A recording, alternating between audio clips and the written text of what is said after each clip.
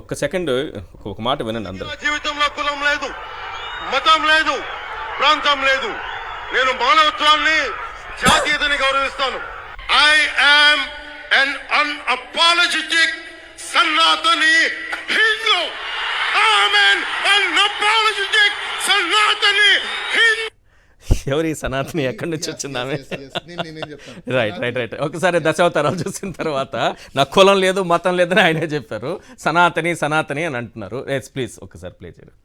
సనాతన ధర్మ రక్షణ board is order of the day. ప్రతిసారి కూర్చోబెట్టి మేము డిఫెండ్ చేసుకోలేం. కనీసం మీకు కోపం కూడా లేకపోతే మేము ఏం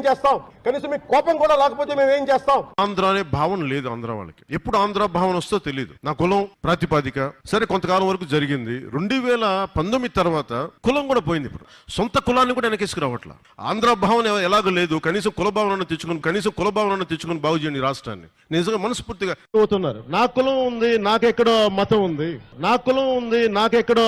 ఉంది. నా కూతురు క్రిస్టియన్ అబ్బా, నా కూతురు తల్లి తన మతాచారం ప్రకారం నా కూతుర్ని రష్యన్ ఆర్థడాక్స్ చర్చ్ లో బాప్టైజ్ చేయిస్తానంటే సంతోషంగా చేయించమని. మా నాన్న ఎలాంటి వాడంటే, మా నాయనమ్మ దీపారాధన వెలిగిస్తే దీపారాధనలో సిగరెట్ వెలిగించిన దేవుడు లేడు, దెయ్యం లేదనే వ్యక్తిమత మా నాన్న. ఇది ఆడేది కొద్దిమంది రాజకీయ నాయకులు వాళ్ళు కూడా ఎక్కువ మంది ఆడేది కూడా హిందువులే కూడా చెప్తున్నారు. అసలు ఇలాంటి గొడవలు పెట్టింది హిందూ నాయకులు తప్ప మిగతా నాయకులు చేయరు. వాళ్ళకి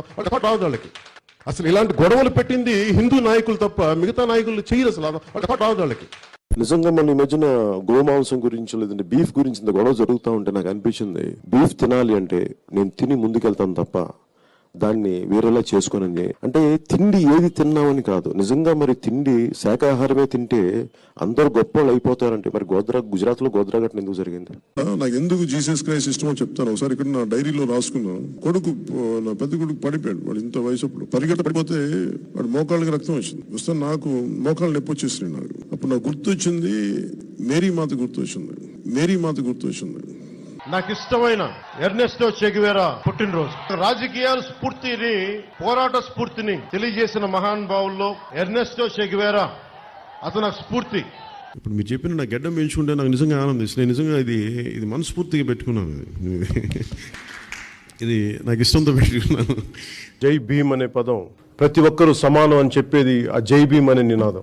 జై భీమ్ అనే నినాదాన్ని మనస్ఫూర్తిగా నాకు వ్యక్తిగతంగా రాజకీయాల్లోకి రాకముందు నుంచి, సినిమాలోకి రాకముందు నుంచి డాక్టర్ బాబాసాహెబ్ అంబేద్కర్ ఆశయాలను అర్థం చేసుకున్నవాడిని, చదివిన వాడిని. బాలగారు విచారించినప్పుడు నాకు అంటే మీరే చెప్పాలి ఇటువంటి సిట్టు విచారణ ఎలా జరుగుతుందనే దానికి సంబంధించి. ముందుగా విచారించాల్సింది మీరు చెప్పిన 7S లో చంద్రబాబు నాయుడు గారిని పిలవాలి, ఈఓ గారితో విచారణ జరిపించాలి. అది ఎట్లా లోపలికి వెళ్ళింది, లడ్డూలో కలిసిందనే చాలా ఇంపార్టెంట్ కలవాలి. సో దీన్ని బేస్ చేసుకొని ఒక సనాతన ధర్మాన్ని హిందువులు రెచ్చగొట్టి ఏదో చెబుతున్నట్టు, సరే అది రాజకీయమా ఆయన వ్యక్తిగతమా అది పక్కన పెడితే 1,00,000 లడ్డూలు వెళ్ళిపోయే అయోధ్యకు అంటున్నారు. అయోధ్య ఎప్పుడు ప్రారంభం? జనవరి 22న. జూన్ జూలైలో ఏఆర్ డైరీ వాళ్ళు సప్లై చేశారు. మరి ఎవరు కలిపి పంపించారు దాంట్లోకి?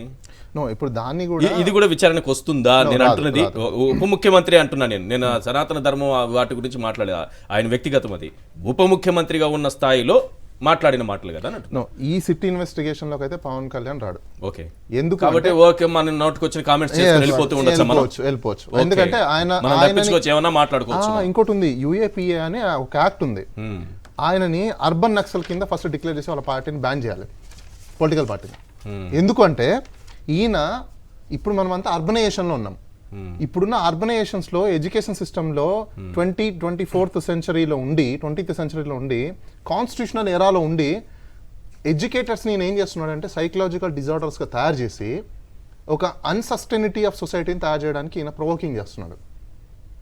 ఇలా ప్రొవోకింగ్ చేసే వ్యక్తుల వల్ల ఈయనని ఫాలో అయ్యే ప్రతి ఒక్కరూ దాని ఇన్స్పిరేషన్గా తీసుకొని రేపు సొసైటీలోకి వచ్చేసి ఎలాంటి లా అండ్ ఆర్డర్ని చేతిలోకి తీసుకొని వాళ్ళు ఇష్టానుసారం బిహేవ్ చేస్తే ఎక్కడైనా గొడవలు, దాడులు ఇలాంటివన్నీ చేసుకుంటూ కూర్చుంటే, ఎందుకంటే ఇప్పుడు ఈయన ఒక ధర్మాన్ని ఎత్తుకున్నాడు. కాన్స్టిట్యూషనల్ ప్రకారము షెడ్యూల్ 3 ప్రకారము ఈయన ఓతు తీసుకొని, ఈయన ఓతు తీసుకున్న తర్వాత డీసీఎంగా వచ్చి, డిప్యూటీ చీఫ్ మినిస్టర్గా వచ్చి, కాన్స్టిట్యూషన్ ప్రకారంగా ఈయన గవర్నెన్స్ చేయకుండా ఈయన వ్యక్తిగతం అని అనేటప్పుడు, ఈయన వ్యక్తిగతంగా తీసుకొని వెళ్ళినప్పుడు ఆ మీటింగ్ తిరుపతిలో పర్సనల్ మీటింగా, పొలిటికల్ మీటింగా, గవర్నమెంట్ మీటింగా, రేపు నేను ఆర్టీఏ పెడతాను. ఈ మూడిట్లో వాళ్ళు ఫస్ట్ ఆఫ్ ఆల్ క్లారిఫై చేయాలి. Okay. ఎందుకంటే పొర్రపాటున ఇది గవర్నమెంట్ మీటింగ్ కాదంటే మీద ఖచ్చితంగా వాళ్ళకి యూఏపీఏ యాక్ట్ కింద వీళ్ళకి నేషనల్ ఎన్ఐఏ నుంచి ఇన్వెస్టిగేషన్ చేసి నేను ఫస్ట్ లోపల వేయాలి. ఇది వెరీ డేంజరస్. మీకు గతంలో నక్సల్స్ కంటే డేంజరస్ ఇది. ఎందుకంటే నక్సల్స్ ఎక్కడో అడవుల్లో ఉండేవాళ్ళు, ఏదో అర్ధరాత్రులు వచ్చి దౌర్జన్యం చేసుకునేవాళ్ళు. మీరు ఇప్పుడు భయపెట్టేస్తున్నారు భయపెట్టడం కాదు సార్, ఇది ఫ్యాక్ట్. Right. సొసైటీలో ఉన్న వాళ్ళని అందరినీ కూడా ఈయన అర్బన్ నక్సల్ తయారు చేస్తున్నారు. రైట్